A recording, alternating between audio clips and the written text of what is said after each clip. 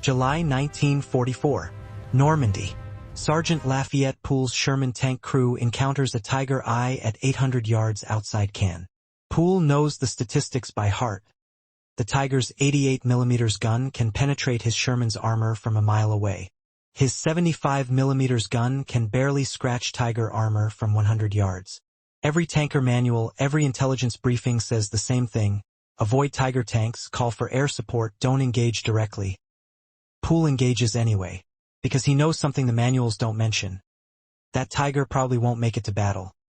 Germany built 1,347 Tiger tanks during World War II. Fearsome monsters with nearly impenetrable armor and a cannon that could destroy any Allied tank at ranges where they couldn't shoot back.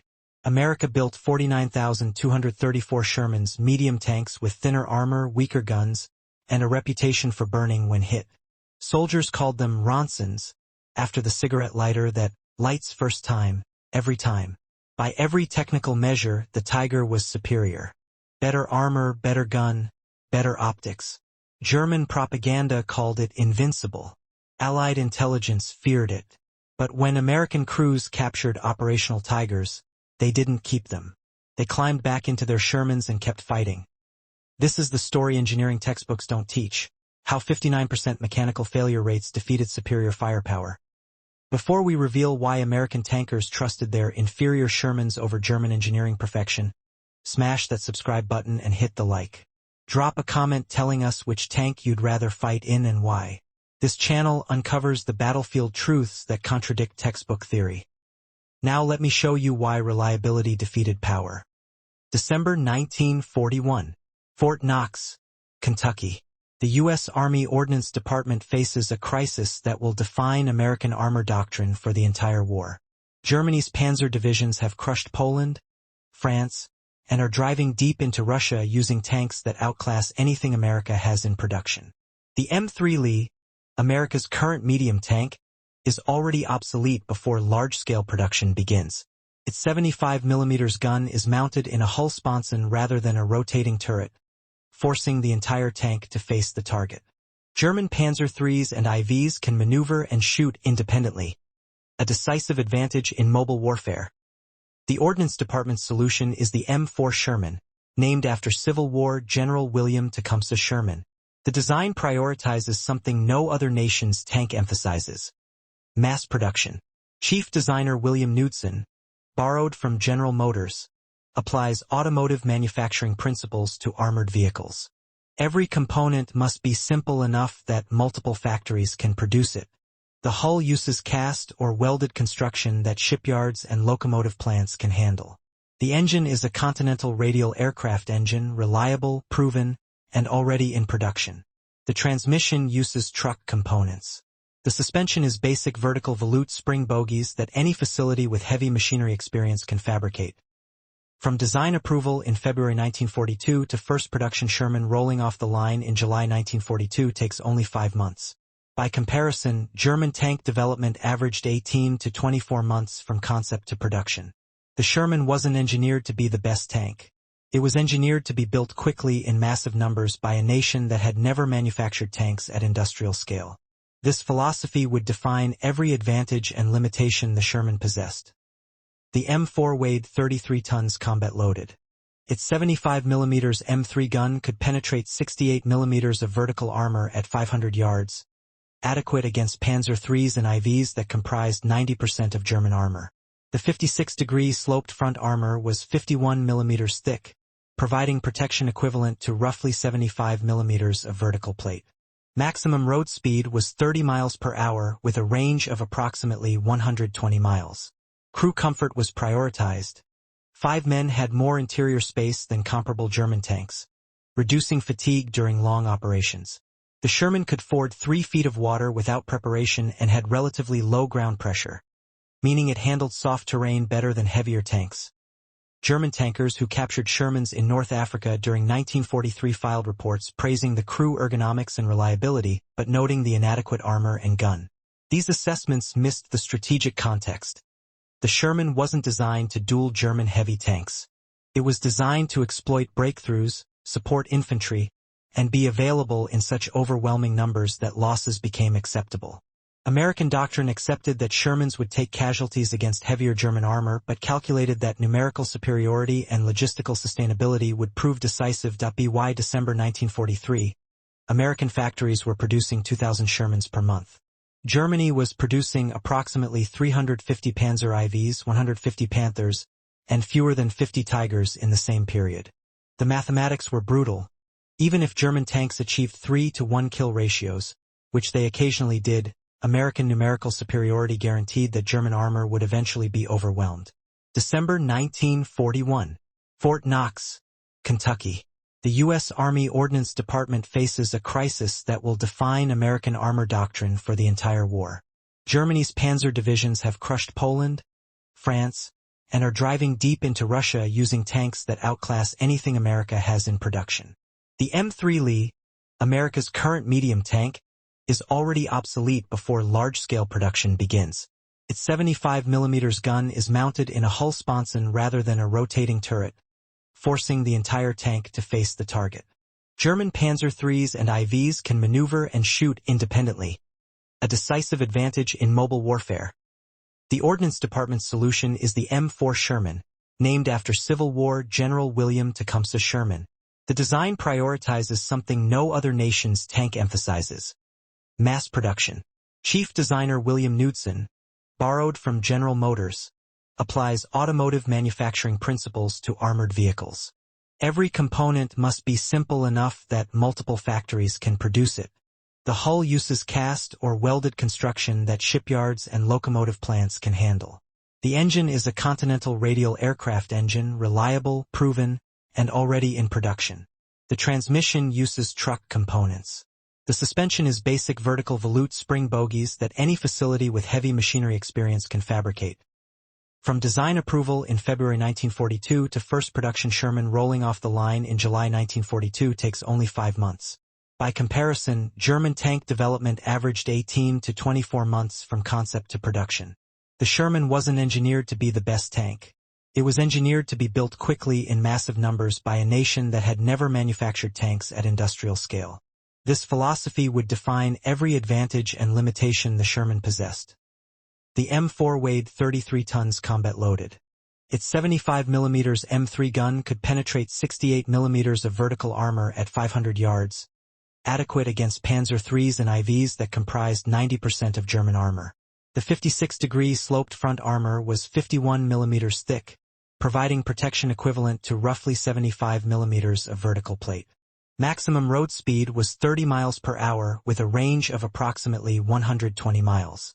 Crew comfort was prioritized.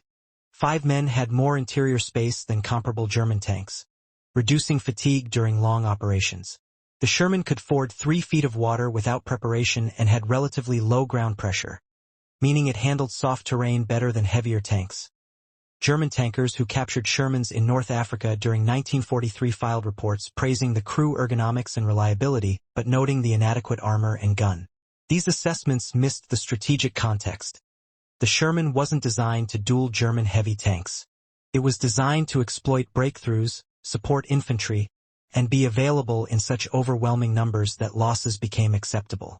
American doctrine accepted that Shermans would take casualties against heavier German armor but calculated that numerical superiority and logistical sustainability would prove decisive. By December 1943, American factories were producing 2,000 Shermans per month. Germany was producing approximately 350 Panzer IVs, 150 Panthers, and fewer than 50 Tigers in the same period.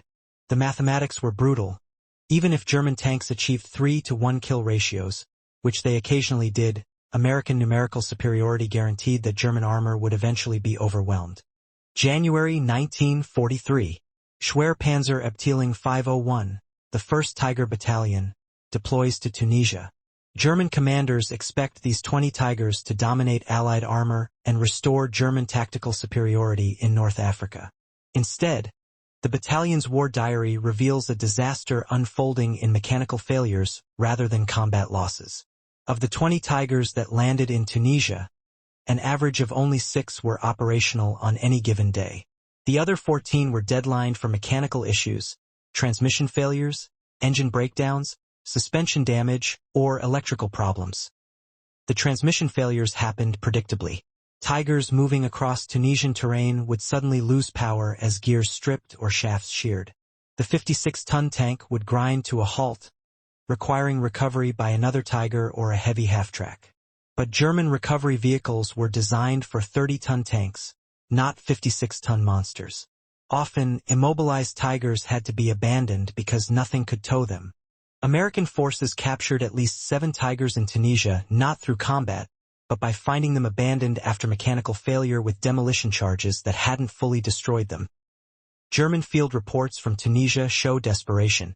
One maintenance officer wrote in March 1943 that his unit needed 2 weeks in a proper workshop to rebuild Tiger transmissions, but they were lucky to get 48 hours between combat operations. Mechanics worked around the clock, cannibalizing parts from completely destroyed tanks to keep a handful operational. The interleaved road wheels became a particular nightmare. Tunisian sand packed between the wheels, causing them to bind and crack. Replacing a single damaged wheel required 4 to 6 hours of work removing other wheels. By comparison, Sherman battalions arriving in Tunisia reported mechanical reliability rates above 90%. The Continental radial engine was simple and forgiving. The transmission used robust truck-grade gears that could tolerate abuse.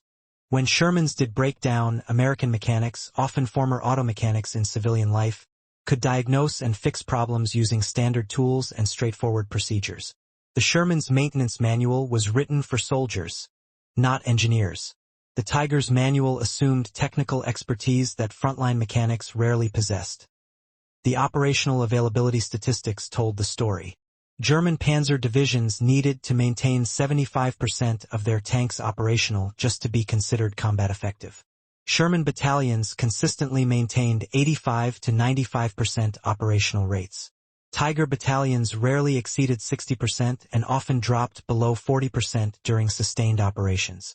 This meant that on paper, a Tiger battalion with 45 tanks might have only 18 to 27 actually available for combat on any given day. A Sherman battalion with 50 tanks would have 42 to 47 ready to fight. The mathematics became more brutal when factoring in replacement rates. When a Sherman was destroyed or damaged beyond field repair, American logistics delivered a replacement within days, sometimes hours. Replacement Shermans arrived at French ports by the hundreds, were driven off ships, and dispatched to units with minimal delay. When a Tiger was lost, replacement could take weeks or months. Germany was producing only 25 to 50 Tigers per month, and most went to new formations on the Eastern Front rather than replacing losses in existing units. Schwerpanzerabteilung 501 began operations in Tunisia with 20 Tigers.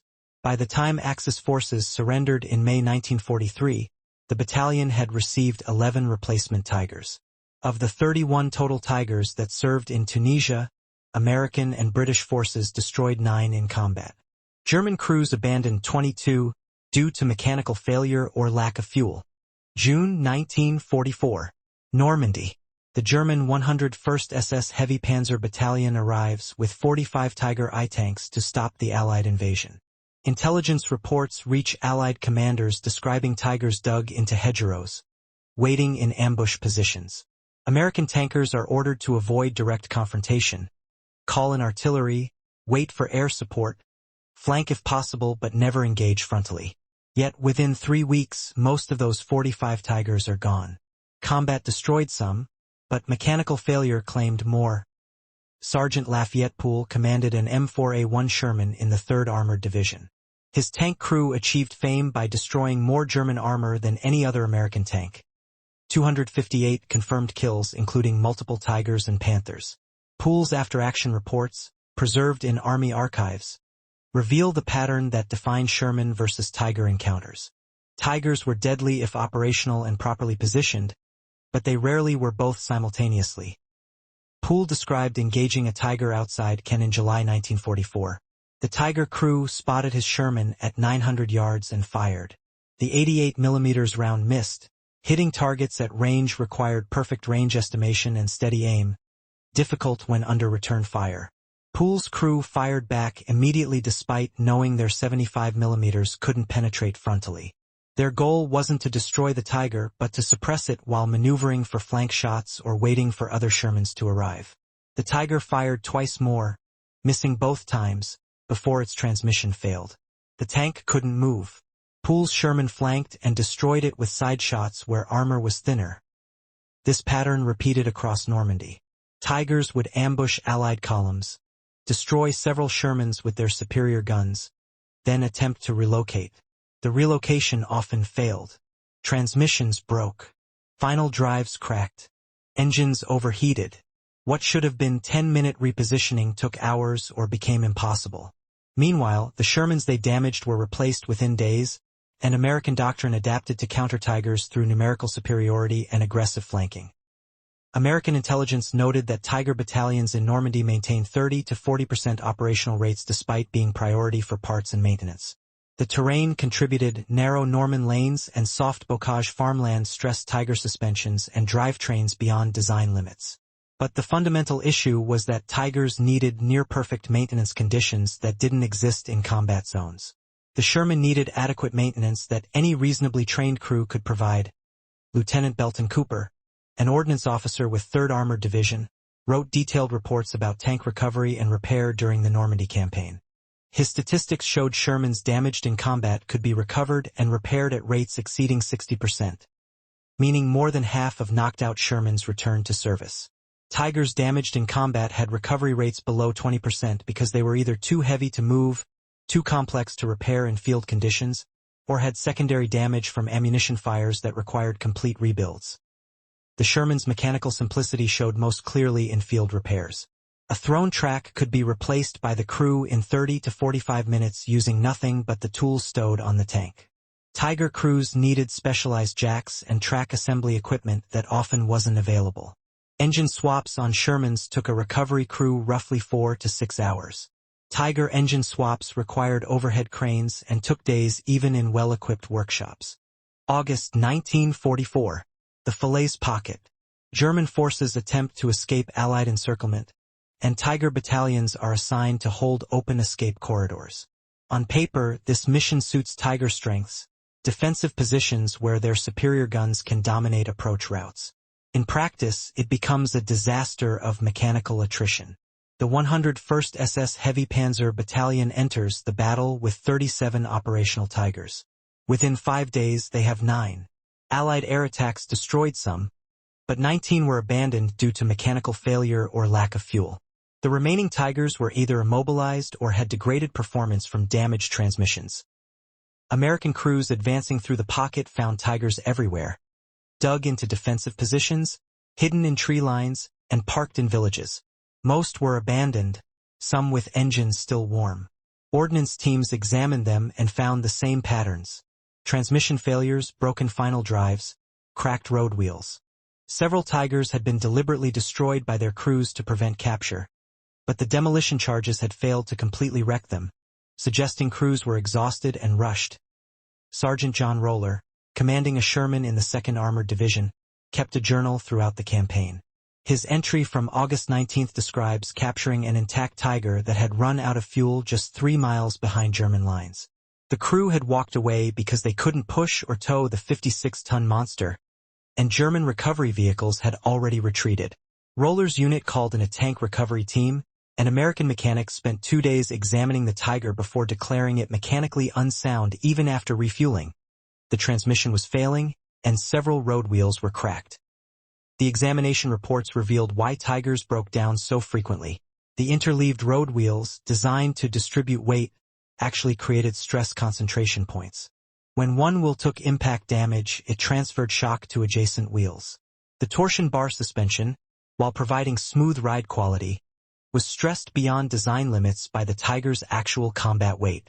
Bars would crack after sustained cross-country movement, causing suspension collapse that immobilized the tank.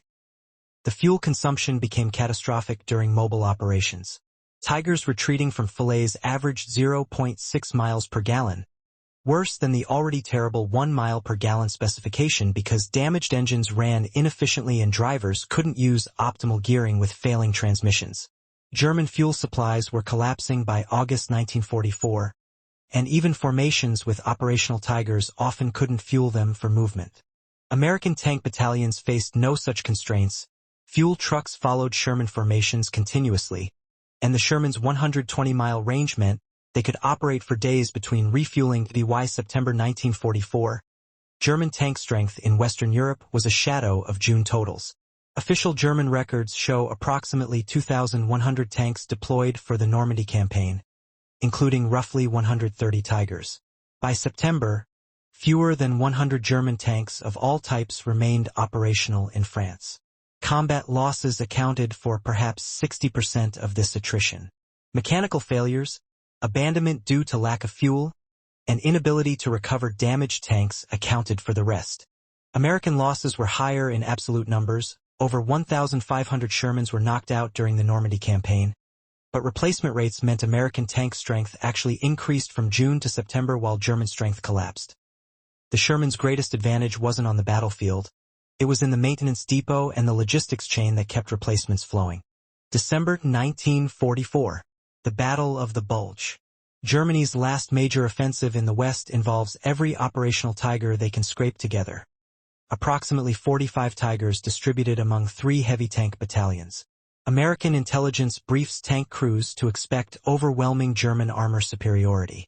What actually happens reveals the final proof that mechanical reliability defeats superior firepower.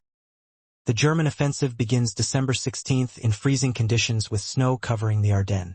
Tigers assigned to spearhead formations are expected to break through American lines and drive for the Meuse River bridges. Within 48 hours, more than half are deadlined.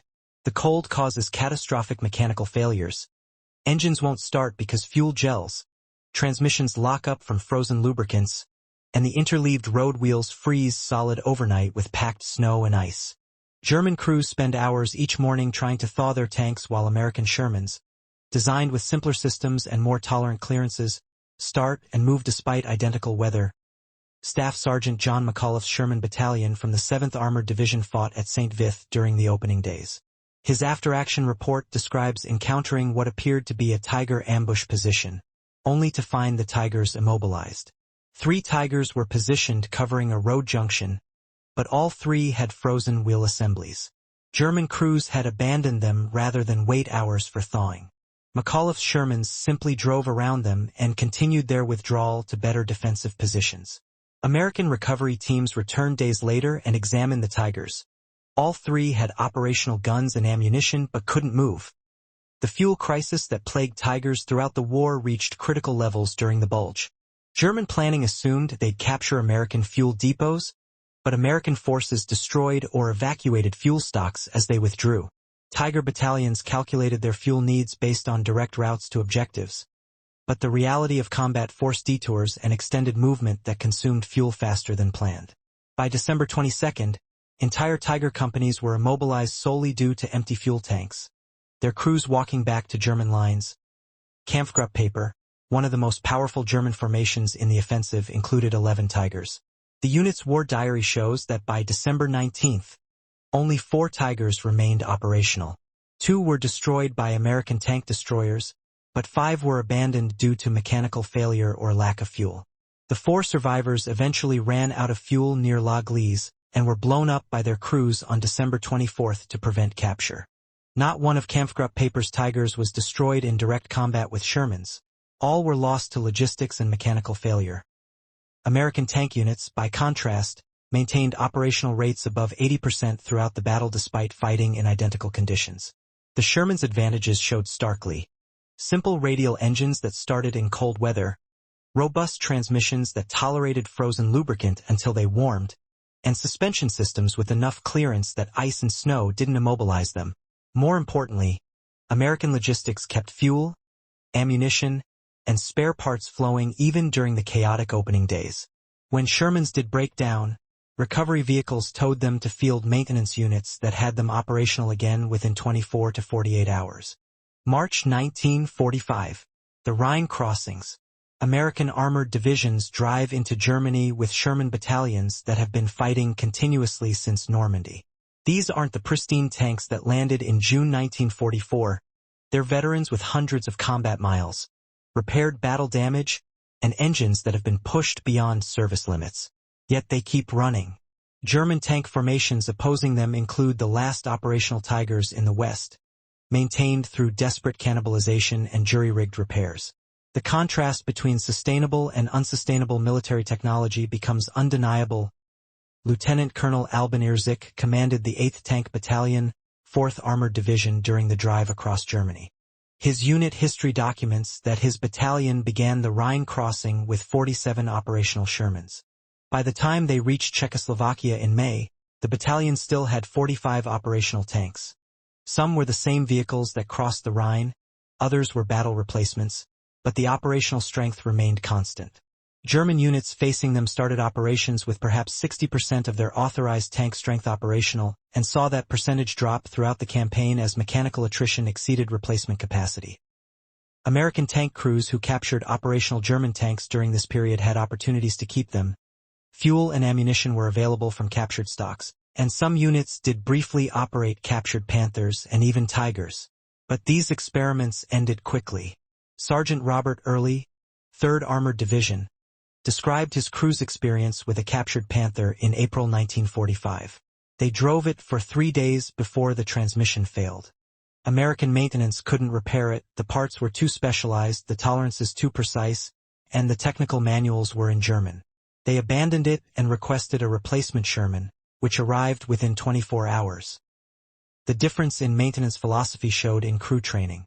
American tankers received extensive mechanical training because Army doctrine assumed crews would perform field repairs. The Sherman was designed for crew maintenance. Engine decks opened easily, major components were accessible, and technical manuals explained procedures in straightforward language with clear diagrams.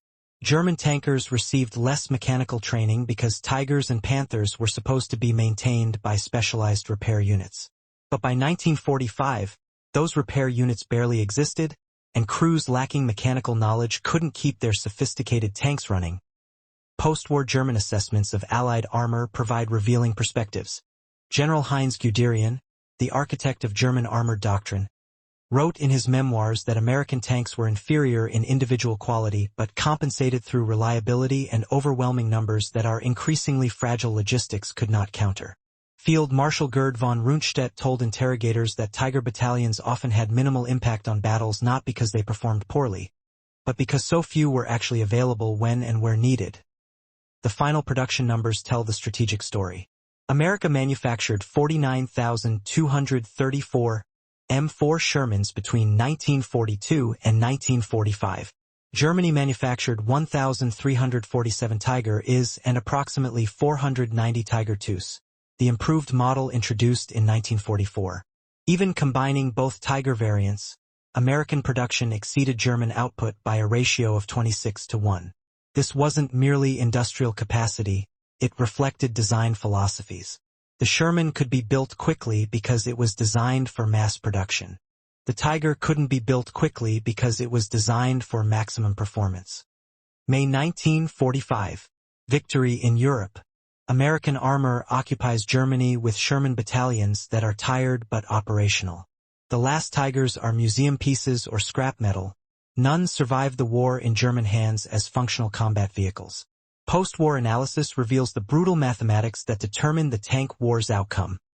American forces lost approximately 8,000 Shermans in European combat between 1944 and 1945.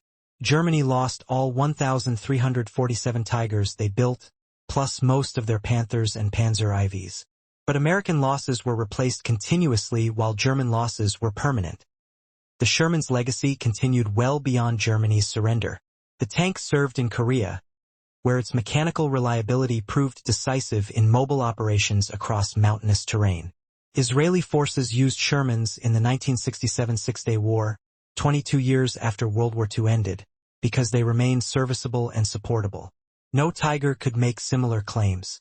The last operational Tiger destroyed in combat was knocked out in May 1945, and none survived in military service past that date because they were too complex to maintain without Germany's specialized industrial infrastructure.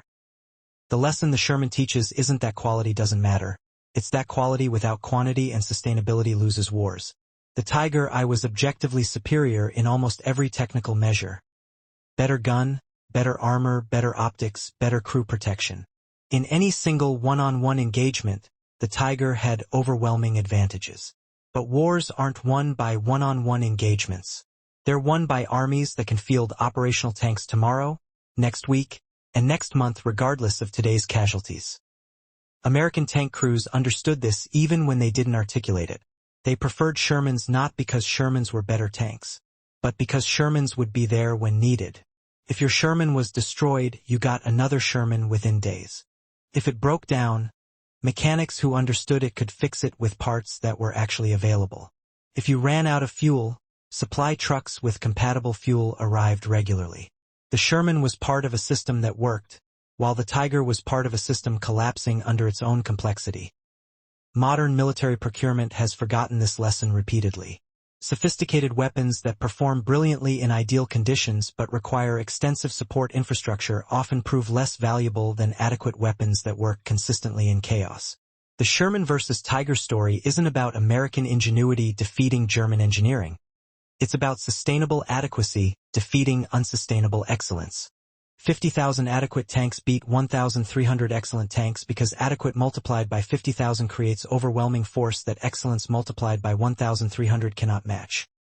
When American tankers climbed into their Shermans knowing they faced Tigers with superior guns and armor, they weren't being brave or stupid. They were being realistic. They knew their tanks would start, would move, would fight, and when destroyed would be replaced. That certainty that their equipment was part of a functioning system rather than isolated excellence gave them confidence that German tankers increasingly lacked. The Tiger was an engineering masterpiece. The Sherman was an industrial product. In World War II, industrial products won. That's the lesson engineering schools don't teach, but that battlefield history proved across North Africa, Normandy, the Bulge, and the Rhine. Sometimes adequate is enough when you can deliver it in overwhelming quantity while your enemy's excellence comes in trickles that dry up when you need it most.